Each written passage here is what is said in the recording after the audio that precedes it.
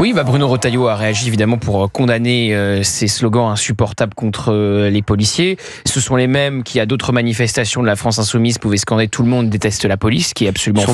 Ils sont bien contents de trouver la police quand ils en ont besoin. Louis Boyard, il était à cette manifestation où tout le monde disait « Tout le monde déteste la police » et puis il s'est retrouvé un jour sous protection policière lui-même. Ouais. Donc, et puis pardonnez-moi, mais à bas l'État, les flics et les fachos, quel rapport avec l'antiracisme ?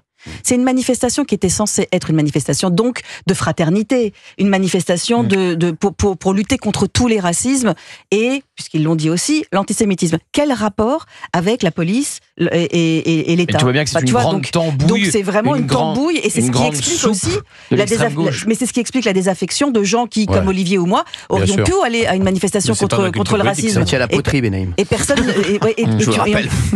Voilà. Et surtout, c'était pas une manifestation contre le racisme. Mais voilà, mais c'est ce que j'essaie de montrer comme d'extrême gauche faite à l'appel d'affiches antisémites ou quand vous montrez une photo des bébés kfir comme l'a fait un contre-manifestant où vous vous faites insulter, où on ne veut pas voir le visage des otages encore prisonniers par le Hamas, on arrache les affiches où on les raye. Donc évidemment, et encore une fois, le jour même un rabbin se fait agresser. Donc ils se posent pas la question de leur responsabilité. En tout cas, si les soi-disant artistes ont été discrets dans cette liste qui avait été publiée, c'est peut-être parce que ils ont bien senti que cette manifestation puait l'antisémitisme encore une fois.